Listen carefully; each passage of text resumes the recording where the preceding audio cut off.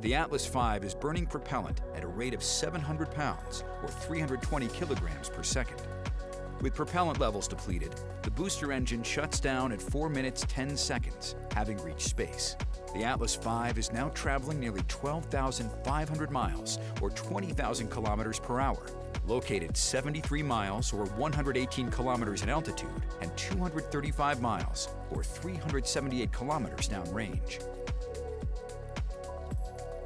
6 seconds later, the Atlas Centaur separation system activates to release the booster stage. The vehicle now weighs a little more than 7% of what it did at liftoff.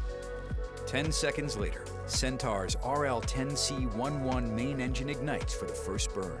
Fueled by liquid hydrogen and liquid oxygen, this burn by the newest and higher performing variant of the RL-10 engine powers Centaur to orbital velocity. During ascent, the SBIRS satellite is protected inside a 4-meter diameter payload fairing. At 4 minutes 34 seconds, once the vehicle has climbed above the densest part of Earth's atmosphere, the payload fairing is jettisoned. At 15 minutes 6 seconds, cutoff of the Centaur main engine, or MECO-1, occurs. 31 seconds later, EZ-3 is deployed. EZ-3 and EZ-4 are fully integrated flight systems attached to the aft end of the Centaur. Each of these systems contains a 12U canister containing small multi-manifest satellites sponsored by the United States Air Force Academy that will help in creating critical capabilities that support the warfighter. Following EZ-3 deployment, the Centaur performs a 180-degree roll and deploys EZ-4 at 16 minutes 25 seconds. At 31 minutes 6 seconds, the Centaur main engine is restarted. Following a nearly 3.5-minute burn, powered flight is complete, and the Centaur main engine shuts down. Centaur and the spacecraft will coast for the next 8 minutes. At 42 minutes 46 seconds, Centaur releases the 5th SBIRS GEO satellite for the United States Space Force, providing early missile warning detection for the United States.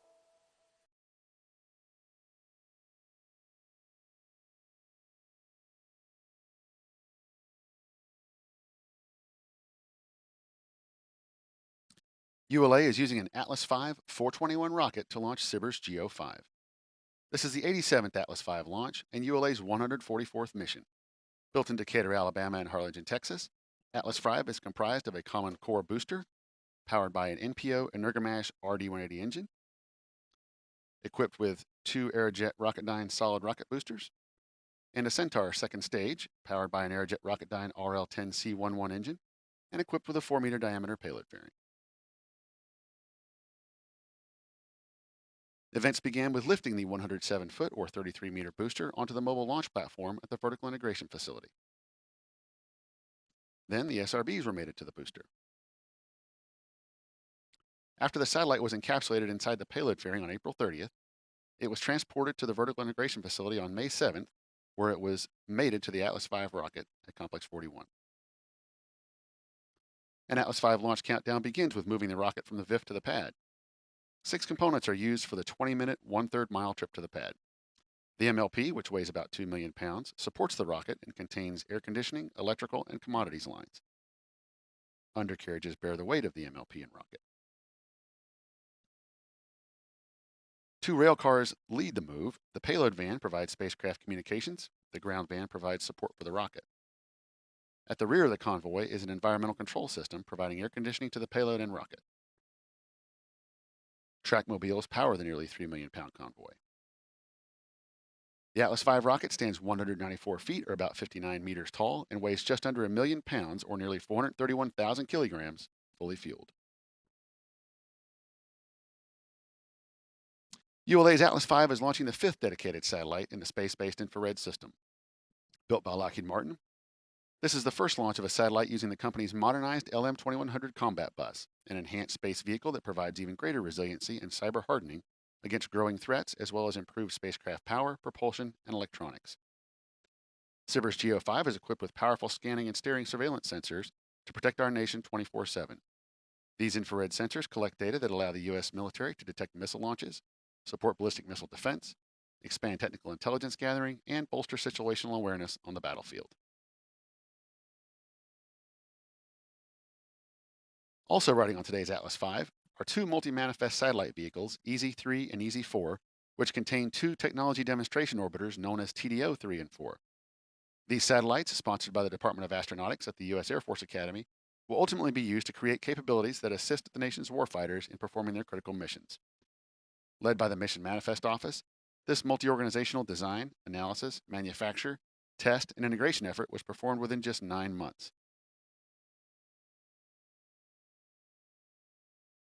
Getting a rocket and satellite prepared for launch require a lot of work coming together at the right time.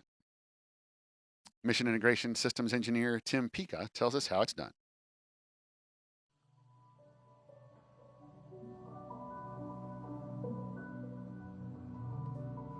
Primarily, my focus is on defining all of the interface requirements to take the payload and put it onto our Atlas rocket. That includes defining all of the hardware, environmental, launch site requirements, and then on the tail end of the mission, right around now, is where we're finishing all of the verifications tied to ensuring that we meet all of the requirements to get both SBIRS and Centaur to end of mission successfully. The work really starts about 2 or sometimes even more years before a launch, where we get a set of requirements from the payload customer, and then from there it's an ongoing process to work with both the payload manufacturer as well as the government teams to kind of make sure all of the requirements are defined for all those interfaces between our rocket and the payload. ULA does have a history of launching SBIRS missions. We've done 4 to date, starting back in 2011. What's unique about SBIRS 5 is that Lockheed Martin redesigned the satellite. Specifically, certain thermally sensitive components are in new locations. In the case of SBIRS 5, we do consider it a short coast mission, meaning it's only about 43 minutes from the time we launch to the time we separate. So it did pose some unique challenges for us to ensure that we could keep all of those components on the satellite within their thermal constraints. With SBIRS, we do have the 2 additional Cubesats that we consider auxiliary payloads to the mission. So our primary goal is to get SBIRS where it needs to be successfully, but we also have in work with the auxiliary payload team, which is a different customer, to define their requirements and make sure we get those payloads where they need to be. One of the challenges with this is you need to make sure that the requirements for the secondary payloads don't induce extra risk onto the primary payload. So that really is the exact same process we go through with the primary payloads, but with the added step of ensuring that nothing we're going to do with the secondary payloads is going to increase risk to successfully completing the SBIRS mission.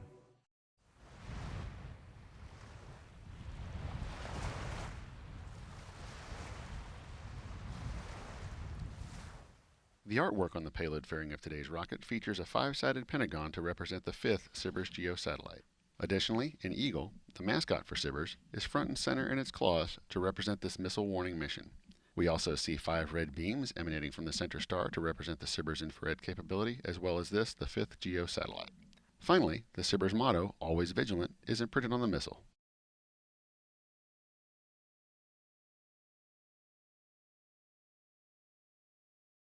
We remain in the planned 15-minute hold as we continue toward liftoff. In a few moments, launch conductor Scott Barney will poll the launch team for the final go to pick up the countdown. 29 engineers and managers are polled for system status and readiness to proceed. This is the final status check for all Atlas vehicle systems, ground systems, spacecraft, and the U.S. Space Force Eastern Range. The vehicle system readiness poll includes electrical systems, hydraulics, pneumatics, propulsion systems, flight control, and propellants. Let's listen in as Scott Barney performs the final polling. LCS redline monitor. Go. Roger, step 150 is now verified. Roger.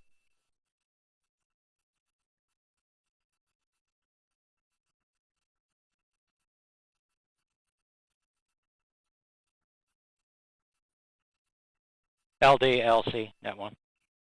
LDN1. Here we are close, very close to our topping. Recommend extending the hold. I copy. LC switch Please will remain extend in the a hold. ready position.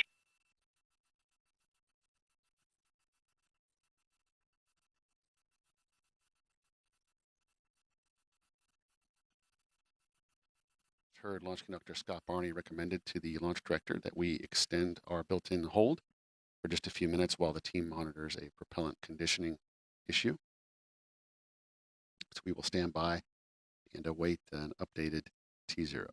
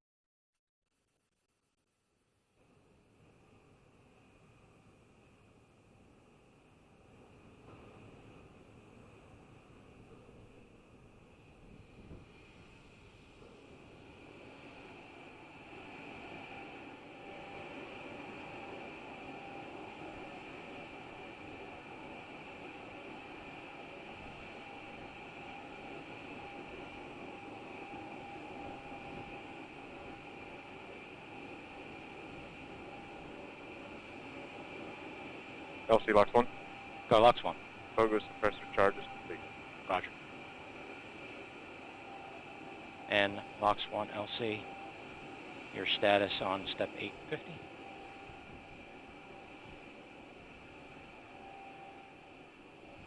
Alice LO2 at flight level. Roger. And with that, all steps are complete prior to the status check. LC STD. Go. Spacecraft is configured for launch. Roger. And RLM LC. Go ahead. I'll again verify red line monitor and event table in a correct configuration for terminal count. Verified. Roger. Okay, all personnel stand by for the status check. And we'll get a new T0.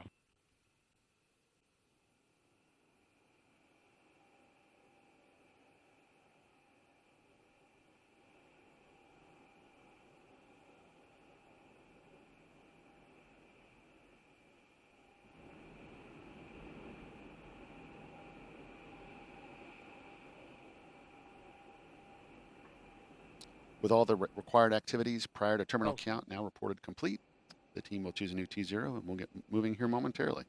T0 of 1737. 1737 Zulu. Roger. RC, LC, note 1. RC. Please coordinate a new T0, 1737 Zulu. 1737 Zulu in work. ALC, set the clock for a T0, 1737 Zulu. Roger.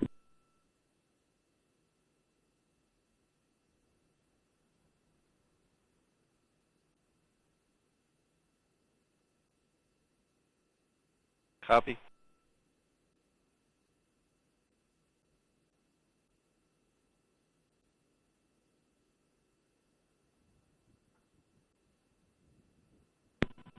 LC ALC. Go. Countdown clock has been set for a new T0 of 1737. Roger.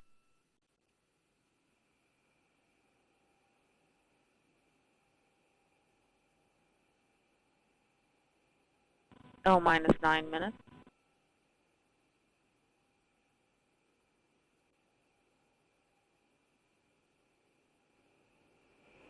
LC, RC, net 1. Go, RC. New T0 is approved. Roger. Okay, all personnel, we have an approved T0 for a 1737 Zulu. LC switch to the ready position. All steps are complete prior to the status check. And as you just heard, the clocks are now set for our new T0 of 1737. The range has approved the new T0 and the team is now ready to proceed with countdown. Launch Conductor Scott Barney will resume his activities and conduct the poll for terminal count in just over 1 minute.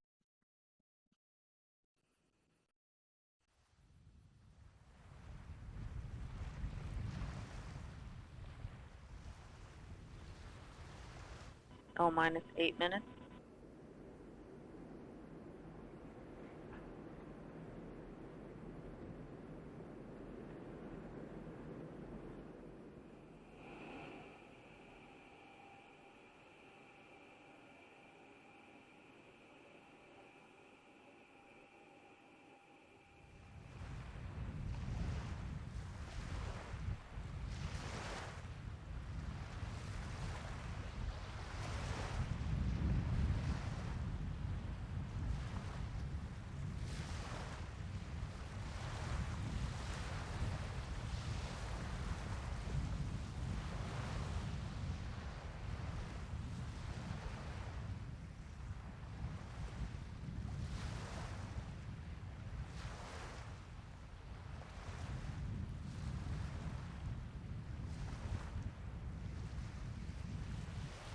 L minus 7 minutes. Status check to proceed with terminal count. Atlas systems, propulsion. Go. Hydraulics. Go. Pneumatics. Go. LO2. Go. Water. Go. Centaur systems, propulsion. Go. Pneumatics. Go. LO2. Go. LH2. Go. Has gas. Go. Electrical systems, airborne. Go. Ground. Go. Facility. Go. RFFTS. Go. Flight control. Go. GCQ. Go. Operations support. Go. COM. Go. Umbilicals. Go. ECS. Go. Redline monitor. Go. Quality. Go. Op safety manager. Go. ULA safety officer. Go. Vehicle system engineer. Go. Anomaly chief. Go. Range coordinator. Clear to proceed. Launch director. Launch vehicle is ready to launch. Mission director. You have permission to launch. Proceeding with the count. ALC. Verify T0 is set for 1737 Zulu. Verified. Polling is complete. The ULA launch team and the Space Force mission director are go for launch. From T-minus 4 minutes until launch, you'll be listening to Scott Barney and his team performing the final steps in the countdown procedure. You'll hear the team call out that Atlas liquid oxygen topping has been secured, followed about a minute later by the call out for transferring the Atlas and Centaur stages from ground facility power to internal battery power. At T-minus 1 minute 55 seconds, the team will command the launch sequencer to start, followed shortly by securing the Centaur liquid hydrogen and liquid oxygen topping activities. At T-minus 1 minute 40 seconds, the team will command the flight control system to launch enable and arm the flight termination system. In the final minute, Atlas tanks will be verified to flight pressures, followed by a verification of Centaur tank pressures. A final status check of Atlas, Centaur, and SBIRS GO5 readiness is conducted at T-minus 25 seconds. At T-minus 3 seconds, the RD-180 engine will roar to life. After liftoff, you'll hear the voice of Patrick Moore providing launch vehicle ascent data. STD, this is LC. Please re-verify spacecraft remains configured for launch. Verified. Roger. All steps are complete prior to terminal count.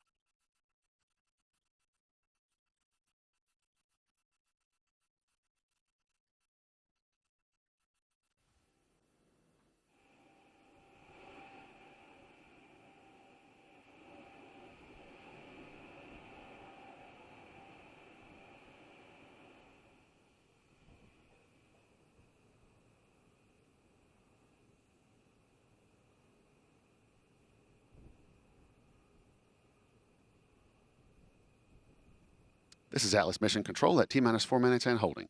We anticipate releasing the hold in just a few moments. On my mark, the time will be T-minus 4 minutes and counting. 3, 2, 1, mark. 3:55. The countdown clock has resumed, and we are go for launch at 1:37 p.m. Eastern Time.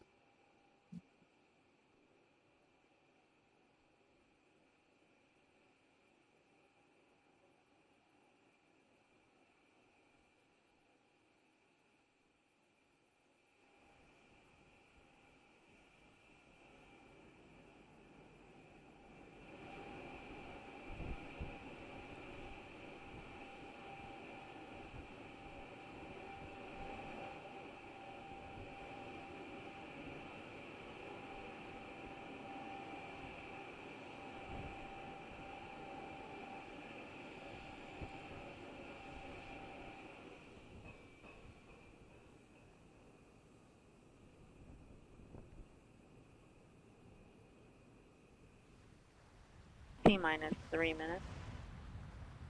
Securing LO2 stopping. Atlas tanks to flight pressure. 2 minutes, 50 seconds. FTS internal.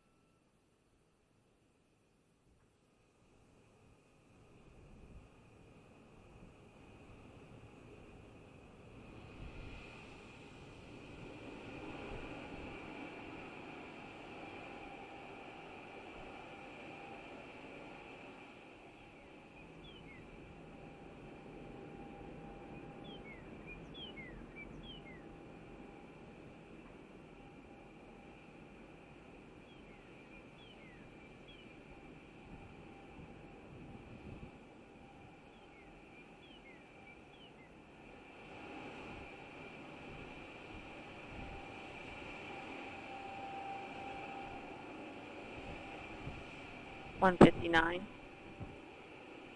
Vehicle internal. 155. Launch sequencer start. 150. Securing Centaur LH2. Securing Centaur LO2. 140. Launch enabled. 137. FCS armed. T-minus 90 seconds. The launch vehicle, payload, ground systems, and Eastern Range are go for launch. 120. OCU's armed. FCS count started. 110. Vent valves locked.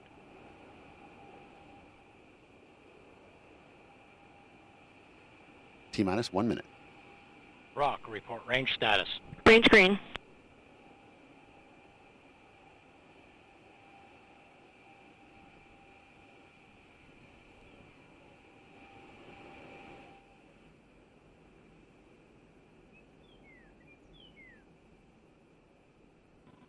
Seconds. Stable at step 3.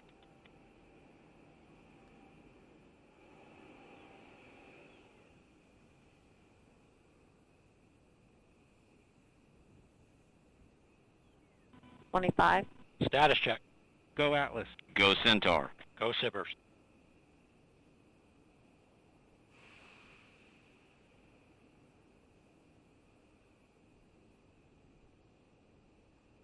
T-minus 10, 9, 8, 7, 6, 5, 4, 3, Atlas ignition, 2, 1, and liftoff. Liftoff, the United Launch Alliance Atlas V rocket with the 5th space-based infrared system satellite for the United States Space Force.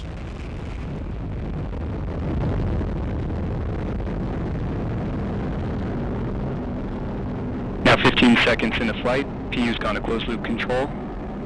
Engine operating parameters continue to look good. You are hearing the voice of Patrick Moore providing launch vehicle ascent data. Vehicle's now completing the pitch over program. Body rates look good.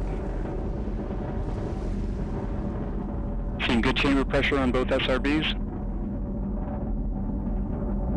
And RD-180 now beginning the throttle bucket. Engine response looks good. And now passing through Mach 1, Atlas V is now supersonic, and Max Q, maximum dynamic pressure. Body rates continue to look good through the boost phase. Vehicle's now throttling back up slightly, engine response continues to look good. Chamber pressure on both SRBs continue to look good. Now passing 1 minute 10 seconds into flight. Atlas is now 10 miles in altitude, 4.5 miles downrange distance, traveling at 2,000 miles per hour. 1 minute 20 seconds into flight, standing by for SRB burnout shortly. Body rates continue to look good. Chamber pressure on the SRB is now tailing off. And we have burnout on both SRBs. Atlas will hold on to the SRBs for an additional 39 seconds before jettison. RD-180 is throttled back up to full thrust. Engine response looks good.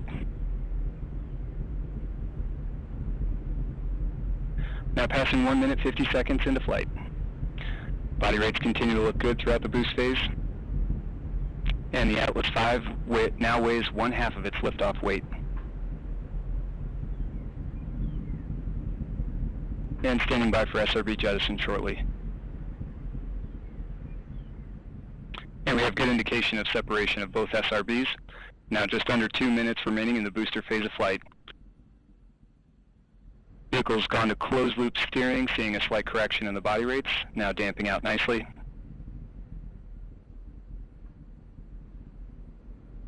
RD-180 engine operating parameters continue to look good. RD-180 throttling down slightly now as expected.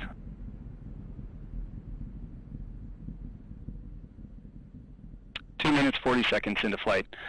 Atlas is now 39 miles in altitude, 68 miles downrange distance, traveling at 5,400 miles per hour. And the Centaur reaction control system is now pressurizing the flight levels. System response looks good. Now coming up on 3 minutes into flight. RD-180 pump speeds and injector pressures continue to look good. Body rates continue to look good. Now about 1 minute remaining until booster engine cutoff.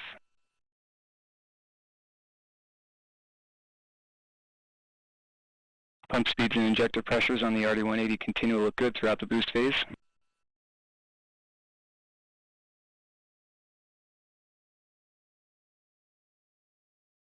Three minutes, 30 seconds into flight. Atlas is now 56 miles in altitude, 160 miles downrange distance, traveling at 9,000 miles per hour.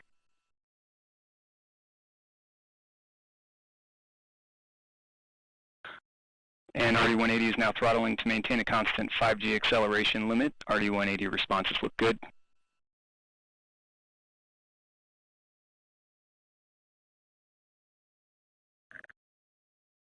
And Centaur's begun the boost phase chill down sequence. RD-180 now going to 4.6G throttle limiting, standing by for BECO. And we have BECO booster engine cutoff, standing by for stage set. And we have good indication of stage separation. We have pre-start on the RL-10, standing by for ignition. We have ignition and full thrust on the RL-10. Chamber pressure looks good. Body rates look good. And we have good indication of payload fairing jettison. This first burn of today's mission will last approximately 10 minutes, 30 seconds. RL-10 engine operating parameters look good. Body rates have damped out nicely from the startup transients.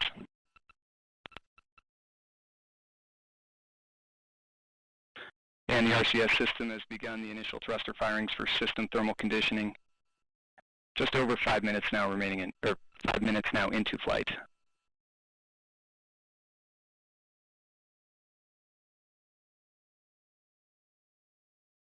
RL-10 chamber pressure looks good. Body rates continue. This is Atlas Mission Control at T plus 5 minutes, 20 seconds. Patrick Moore just confirmed successful completion of the early phase of today's flight, and all systems continue to operate nominally. The mission is currently in the first Centaur engine burn. Our next event, Centaur main engine cutoff, will occur in approximately 10 minutes. Lockheed Martin builds the SBIRS satellites for the U.S. Space Force. Here's a video highlighting the power of these satellites.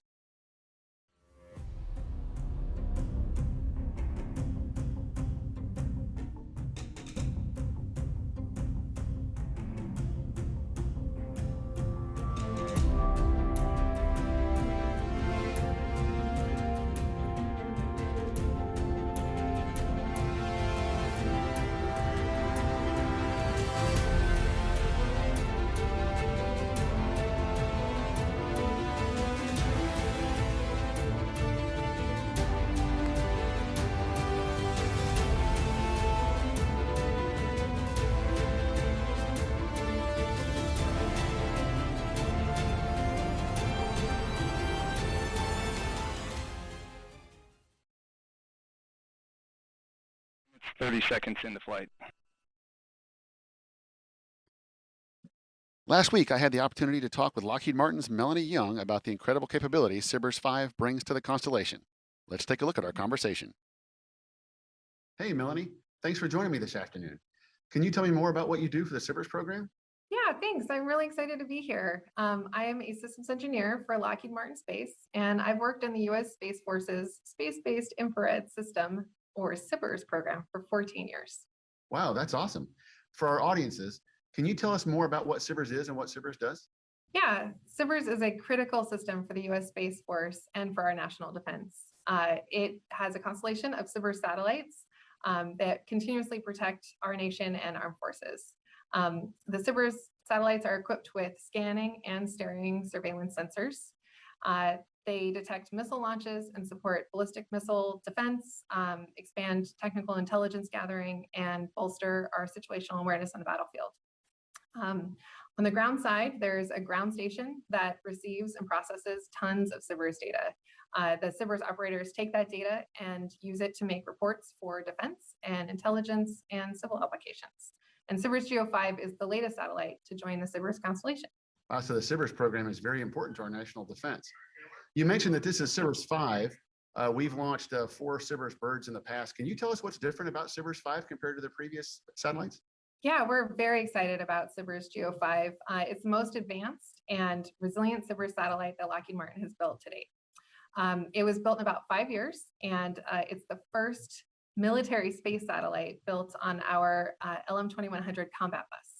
So that is the version of Lockheed Martin's modernized modular LM2100 space vehicle. It has greatly enhanced resiliency. That LM2100 bus is an internally funded multi-year modernization initiative that has greater resiliency and cyber hardening, enhanced spacecraft power and propulsion and electronics. It's got a lot of processing and features as well, where we have common components that streamline manufacturing.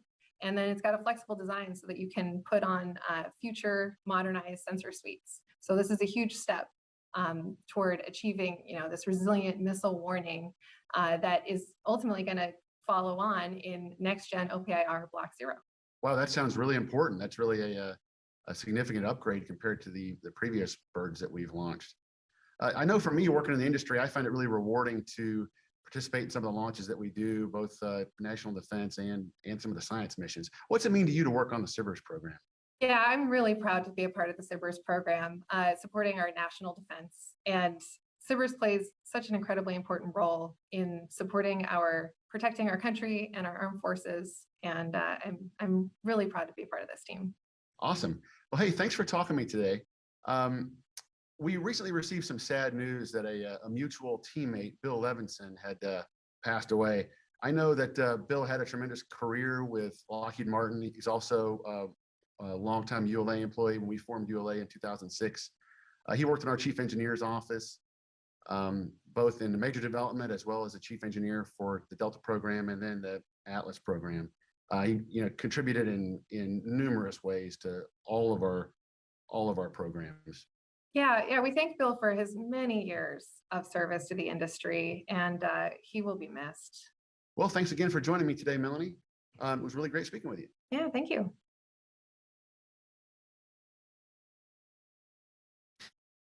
Once operational, the Space Delta IV team at Buckley Air Force Base in Colorado will control the SBIRS GEO5 satellite. Let's take a look at a short video message. Hi, I'm Captain Hannah Ritter. And I'm Second Lieutenant Nicholas McDaniel. We're here at Buckley Air Force Base, Space Delta IV. With faster, more accurate missile surveillance capabilities, this is a step forward for the future warfighter. As a space-based infrared operator since 2017, this historic event on May 17th will be the launch of SBIRS GEO5, will greatly contribute to the mission of protecting the United States and our allies. The launch of this satellite further proves that the space enterprise is here to stay, and we can't wait to gain operational control of this satellite and support our nation and our allies. Videmus Mundum, we see the world.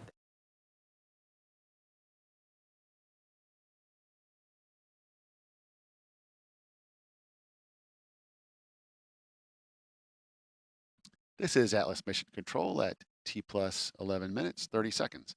The Atlas, Centaur second stage, and SBIRS GEO5 satellite are currently located over the Atlantic Ocean, west of Africa.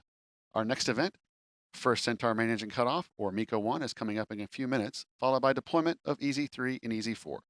Once again, here's Patrick Moore. Temperatures as expected, and telemetry quality continues to look good.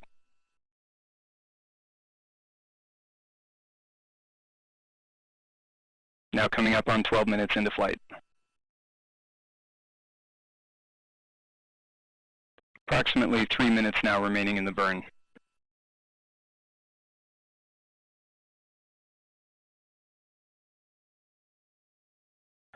And Centaur is now 125 miles in altitude, 2,200 miles downrange distance, traveling at 17,000 miles per hour.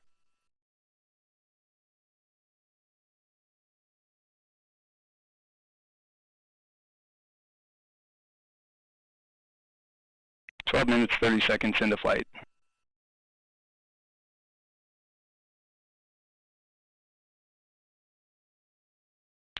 Chamber pressure on the RL-10 has continued to look stable throughout this burn.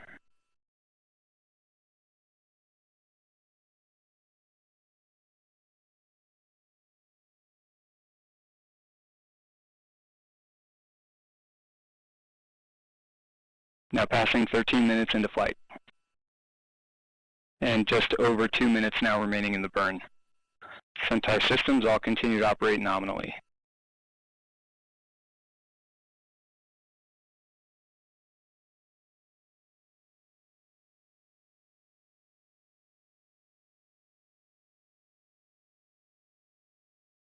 And continuing to see some periodic thruster activity on the reaction control system as expected.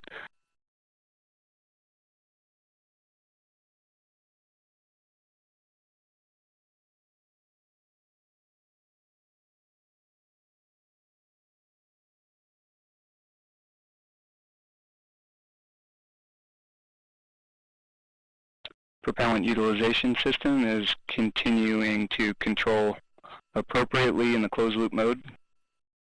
Body rates remain stable. Now coming up on 14 minutes into flight.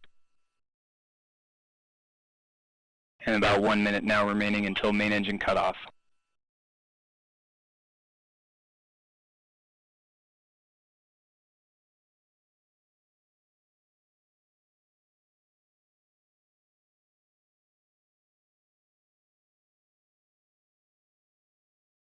Chamber pressure continues to look good on the RL-10.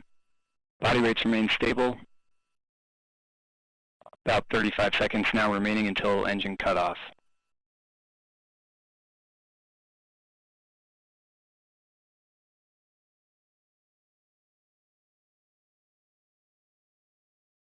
And we're seeing good pressures on helium and hydrogen storage bottles.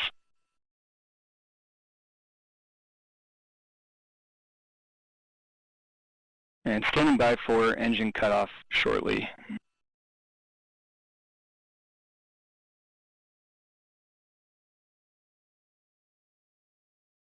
And we have MECO main engine cutoff. Body rates look good. Centaur now engaging 4S settling as expected.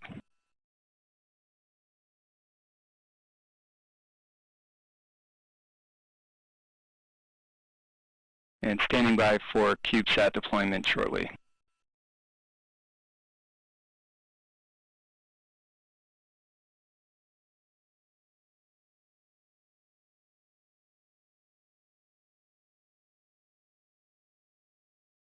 And we have good indication of separation of the TD-03 Cubesat from the aft bulkhead carrier.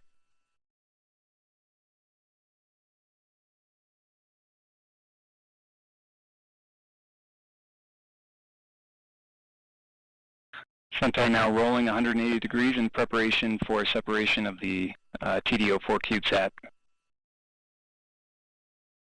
And roll rate is now damping out.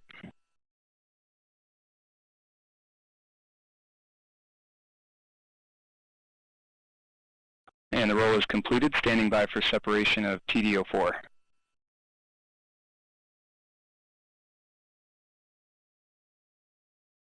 And we have good indication of separation of the TD-04 Cubesat from the aft bulkhead carrier. Now 16 minutes, 30 seconds into flight. Centaur has resumed 4S settling following successful separation of the aft bulkhead carrier payloads.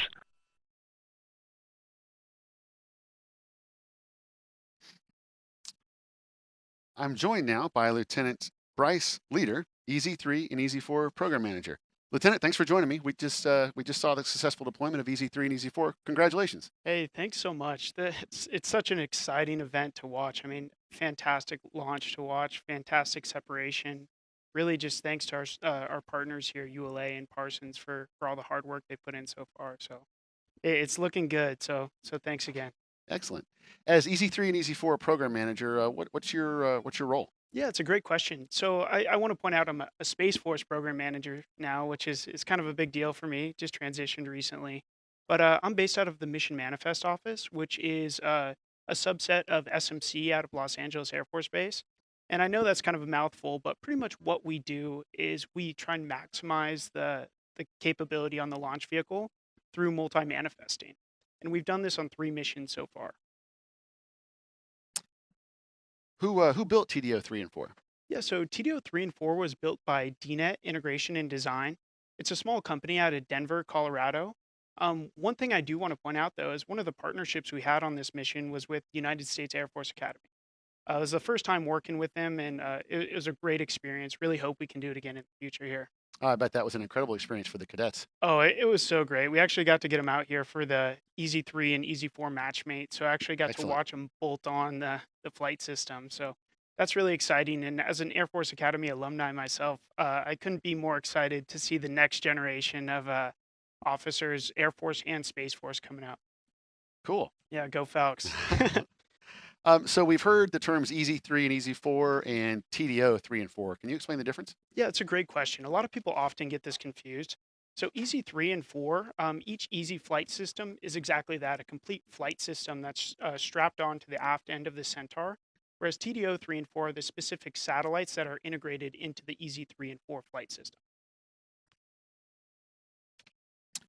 What's different from Easy 3 and Easy 4 compared to previous missions? Yeah, so I love that you asked this question because it lets us brag a little bit about our capabilities in the Mission Manifest office. So the first two missions we had are very similar to the configuration we have for Easy 3 and 4. The main difference, though, is that we actually have twice the amount of satellites on this mission compared to our previous two missions, which were HF5 and HF6. Another fun fact is this is actually our second time doing a U.S. Space Force mission. So it's awesome that we're building our capability as we expand into the Space Force as well. So has the National Security Space Launch Program ever deployed these EasySats prior to the primary anchor payload? Yes, so actually on that HF5 and HF6 mission that I mentioned before, we deployed both of those satellites before the primary payload as well. And why that's important is because certain satellites have specific requirements that our warfighters need. So ultimately, we're getting critical capabilities to our warfighter when and where they need it. So what's next for the Mission Manifest office? Well, we're pretty busy here, Dylan. We got quite a few missions coming up. But one I want to highlight is a partnership with NASA on the Landsat 9 observatory mission. We're actually populating an entire SBIRS ring that's going to have up to 13 satellites on it. Wow. Yeah, so that's launching out of the West Coast in September here. So we're really looking forward to that one. Well, thanks, Lieutenant. We appreciate the details and your perspective on this very interesting program. I'm sure you're anxious to get back to following Easy 3 and Easy 4. But if you'd like to stay with me for just a few minutes, we have something coming up that you might appreciate. Because this mission is so important to our national security and to the safety of our troops, we want to honor our military by sharing photos of service members that were contributed by our Twitter followers. Each of these photos is a person that is near and dear to their family and friends. We thank them for their service. We thank you for your service as well. And also thanks for joining me. Let's take a look at that package.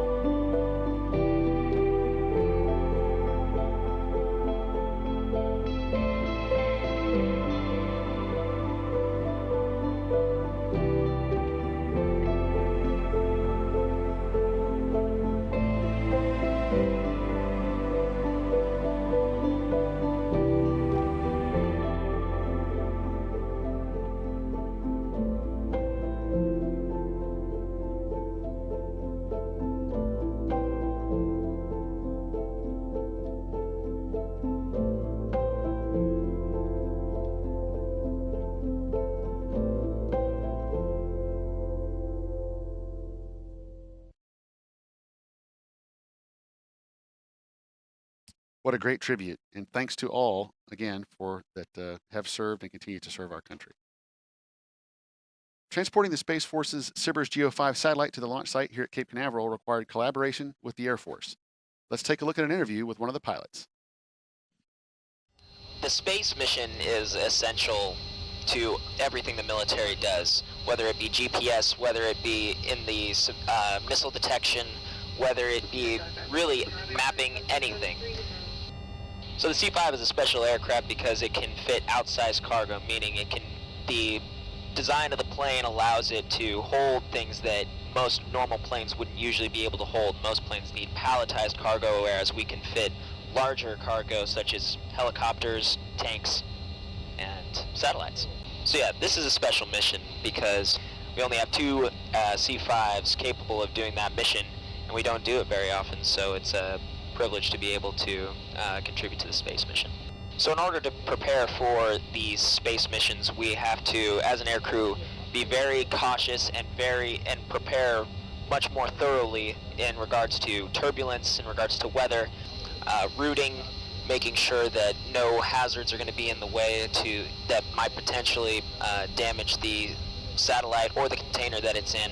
It could damage the satellite, so we need to be very cautious on especially important missions. We even have another C-5 going in front of the C-5 carrying the satellite just to scout out the air ahead of us if there's any turbulence or weather that we need to avoid. And we'll be trying our best to make this landing as smooth as possible in order to prevent it from getting damaged. So yeah, the loadmasters are essential in this. They're the ones who basically run everything to do with the cargo. They are I would call them the most essential part of the C-5, or of the satellite and space mission, just because it takes usually up to a day, 2 days in order to safely and correctly put these containers on. So the amount of expertise that it takes our loadmasters and our engineers in order to get these things on safely and correctly is astounding.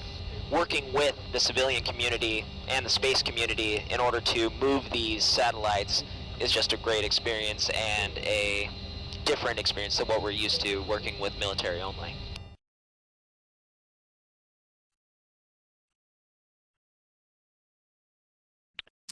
This is Atlas Mission Control at T plus 25 minutes and 20 seconds.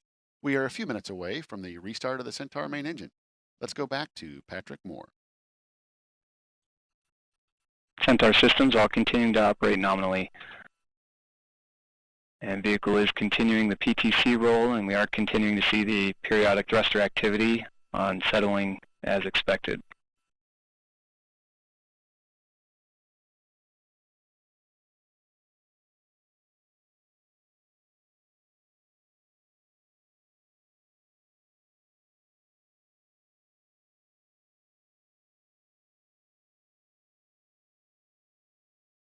Now passing 26 minutes into flight.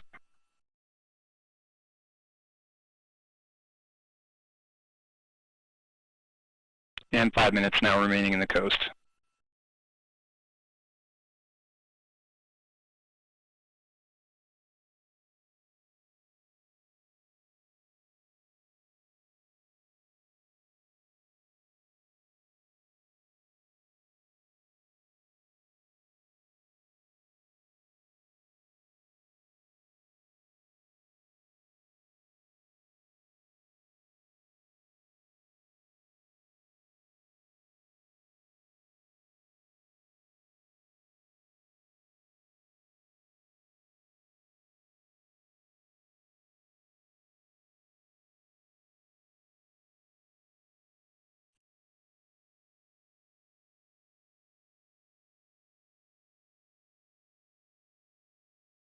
Now passing 27 minutes into flight.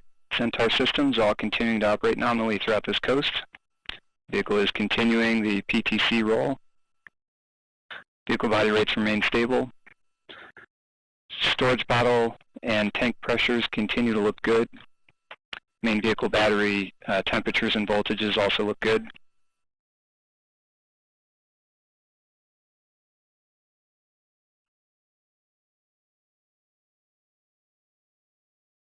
RCS loop temperatures are continuing to track very closely with the storage bottle temperature as expected.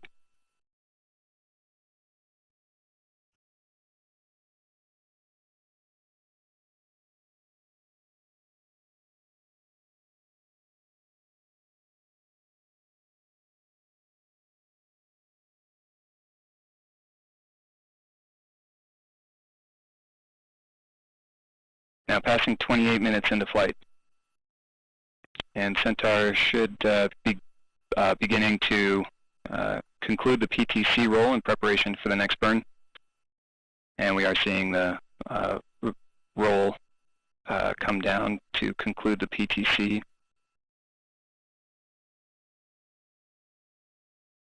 And Centaur now adjusting its attitude.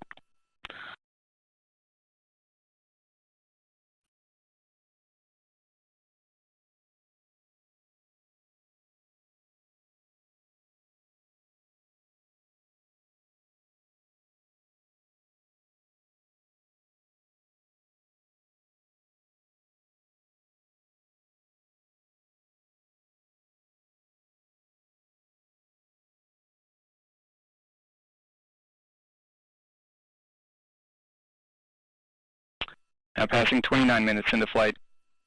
And in a little over 2 minutes, the Centaur engine will ignite to begin the second burn of today's mission. 23 seconds prior to ignition, the RL-10 will begin the fuel and oxidizer pre-start sequence. This burn should last approximately 3 minutes and 20 seconds.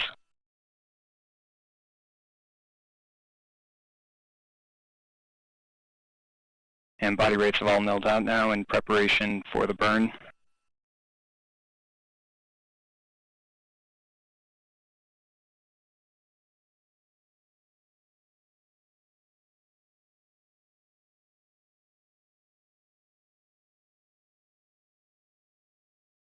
And Centaur now engaging 100% 4S settling.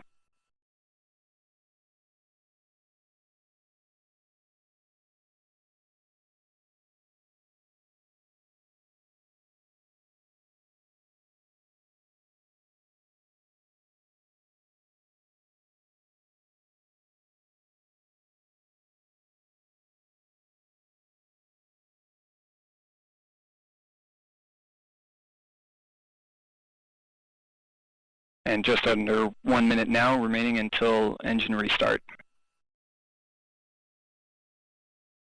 Tank pressures are increasing in preparation for the burn.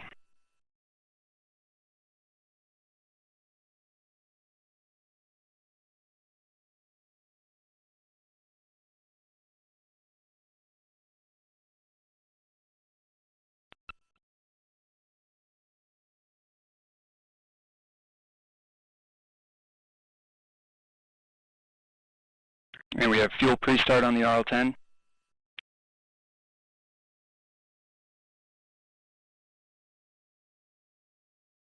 "15 minutes until main engine start. And we have LOX pre-start. Standing by for ignition. We have ignition and full thrust on the RL-10. Chamber pressure looks good. Body rates look good.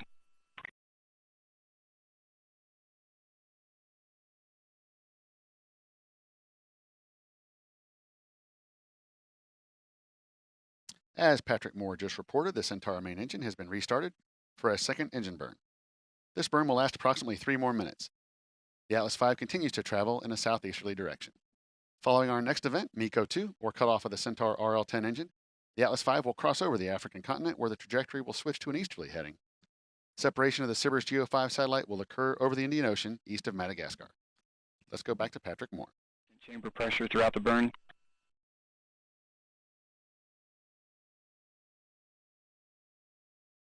Vehicle autopilot is controlling well, seeing good stable body rates in the closed loop control. PU system operation looks good.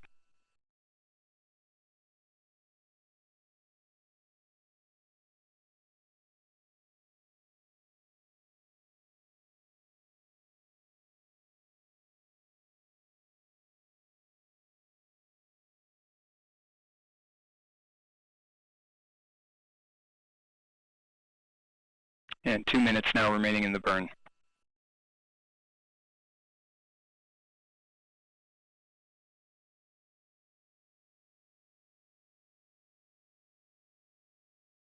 Body rates remain stable, and RL-10 engine operating parameters continue to look good throughout this burn. And about 100 seconds now remaining in the burn.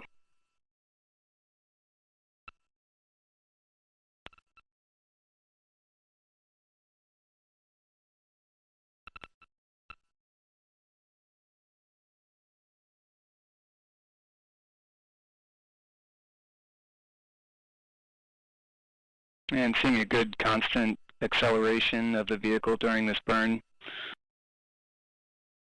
PU system operation continues to look nominal, and we are continuing to see periodic thruster activity on the RCS system as expected.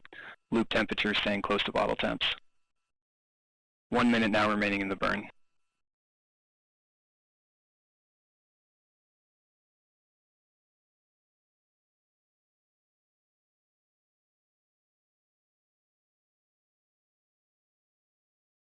Body rates continue to look stable as vehicle is controlling in closed loop.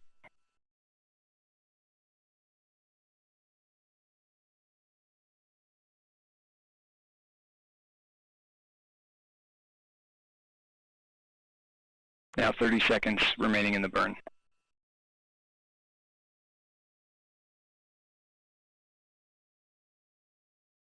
Centaur systems all continue to look good throughout this burn.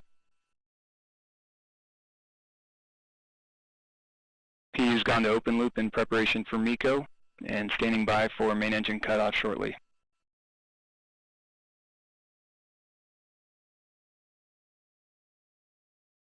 And we have MECO main engine cutoff.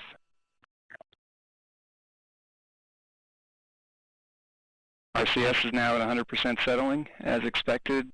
System response looks good.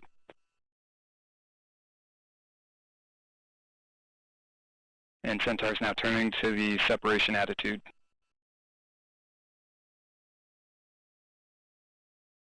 This is Atlas Mission Control at T plus 34 minutes and 55 seconds. We just heard the call for successful second main engine cutoff. Our final mark event in today's show, spacecraft separation, will occur in approximately 12 minutes.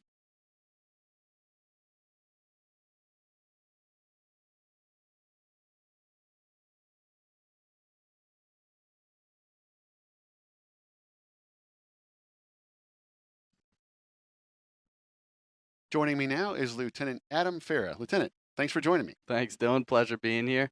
Seeing launch was awesome, and I'm excited. Awesome. Yeah.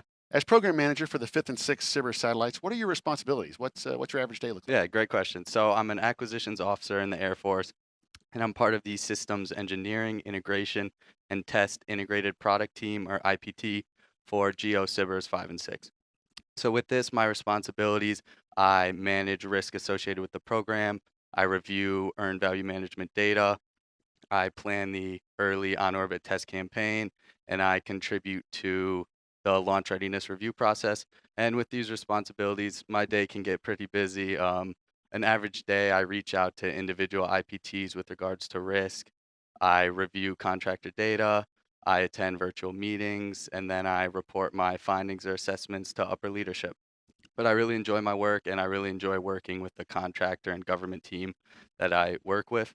And it's been awesome, and I think we've done a great job adapting in this all telework COVID environment. Oh, it's been a very challenging year, no doubt. For everyone. So we've heard a lot about the SBIRS satellite today. Can you give us some additional background on the SBIRS capabilities and the development of the program? Absolutely. So the Defense Support Program, or DSP, was the original missile warning capability for the United States. The first satellite was launched in 1970, and the last satellite was launched in 2007. And in the span, there were a total of 23 DSP satellites put into constellation. Like I said earlier, this was the original missile warning capability fielded by the United States. And this is where SBIRS fits in. So SBIRS was designed to replace the DSP constellation. And now in the missile warning constellation, we have DSP satellites, we have HEO, or highly elliptical orbit satellites, and we have GEO, or geosynchronous Earth orbit satellites. Now, in regards to evolution, and with GEOs 1 through 4, and then 5 and 6. So 1 and 4 were built identical to each other, and 5 and 6 are functional equivalents of each other.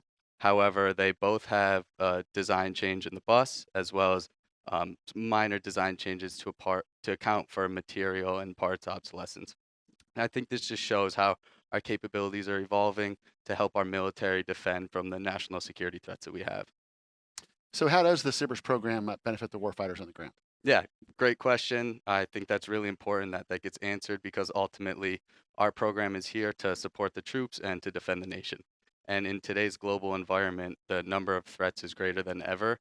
And these threats are evolving at a very fast pace. So it's important that the military and our capabilities like missile detection, missile deterrence on a global scale are, it's important that these are where they are and where we need them to be. And that's where, again, SBIRS fits in. So we provide that global, persistent infrared surveillance capability that the troops on the front line, as well as our nation, need to defend against this ever-changing 21st century threat environment. And again, or not again, but I just want to bring in a real world situation where this capability helped, or actually shows how we help troops on the front line. So in January of 2020, Iran attacked Al-Assad Air Base in Iraq, where U.S. troops are stationed, and space operators were able to, using SBIRS capabilities, were able to detect the threat, warn U.S. troops who are on the direct path of the missile. Due to the early detection, no U.S. troops were harmed or killed, and I think, again, this just shows how our capabilities are actually helping the troops on the front line. Yeah, an absolutely critical capability, exactly. no doubt. Very important. So obviously, liftoff is super exciting to see. We're just a couple minutes away now from spacecraft separation. What are you feeling right now? Yeah, so that was awesome. That was the first lift or launch that I've ever been a part of. And I just want to say congratulations to everyone who has gotten this far and worked with the team. And I know the mission isn't over, but still getting here is such an accomplishment. Watching everything come together and now being moments away from spacecraft separation is amazing. And however, this is only the beginning of the SBIRS mission. So once spacecraft separation happens, then we need to make sure we get in our desired orbit, as well as make sure the satellite is functioning properly. So we start with a series of liquid apogee engine burns to get into our circularized orbit. And then we turn on the satellite, turn on the payload, and make sure that, again, the systems are functioning properly. And once all of this happens and we're in our desired orbit and in the constellation, then that's when the SBIRS mission actually begins. Now, another reason why I'm really excited and why everyone's super excited is because this is the first time in the Space and Missile Systems Center history that Space Force acquisitions officers have sat on console for day of launch. So for SMC, for the Space Force, for the nation, and for our program, it's just a remarkable accomplishment to get to this point, and I couldn't be happier. And I know everyone on our team feels that same way. Well, thanks for sharing your perspective. It sounds like you have a really cool job, and appreciate you talking with us here as we get closer to SBIRS separation. Hopefully you can hang out with me here in the booth for just a couple more minutes. Yeah, don't worry, I'm not going anywhere. Awesome. This is Atlas Mission Control at T plus 41 minutes. We're approaching spacecraft separation here in just a few minutes. Let's go back to Patrick Moore for the last call of the afternoon.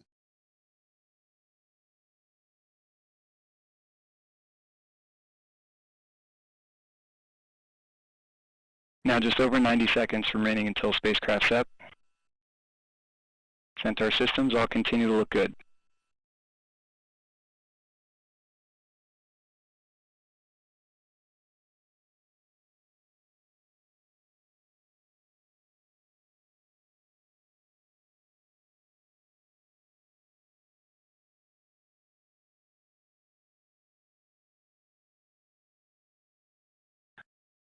And vehicle is now beginning to arrest its roll in preparation for the separation. Now 1 minute remaining until spacecraft sep.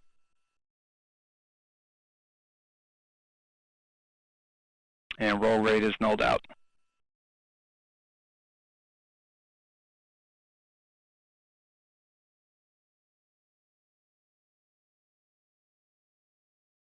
And Centaur now adjusting roll rate for spacecraft sep.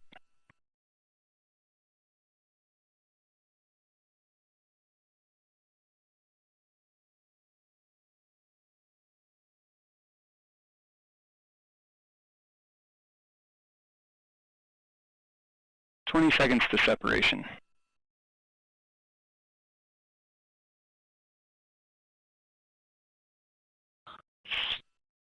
Centaur now spinning up in preparation for separation, standing by for spacecraft sep.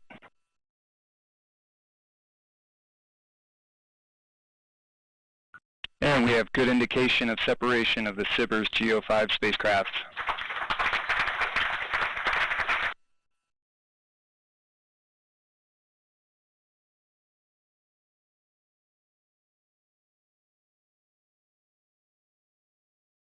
And following spacecraft separation, we have approximately a 37.5 minutes coast prior to MES 3.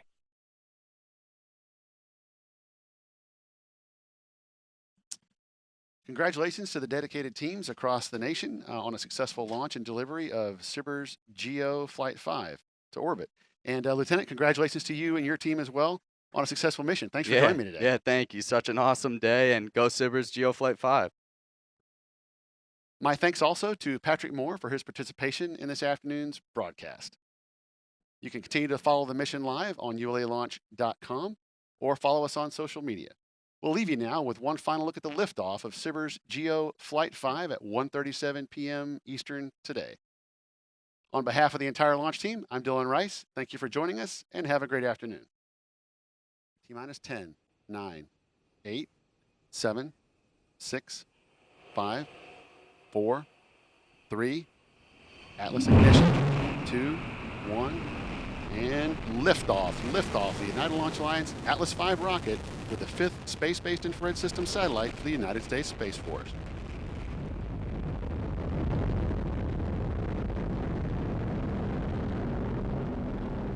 Now 15 seconds into flight. PU's gone to closed loop control.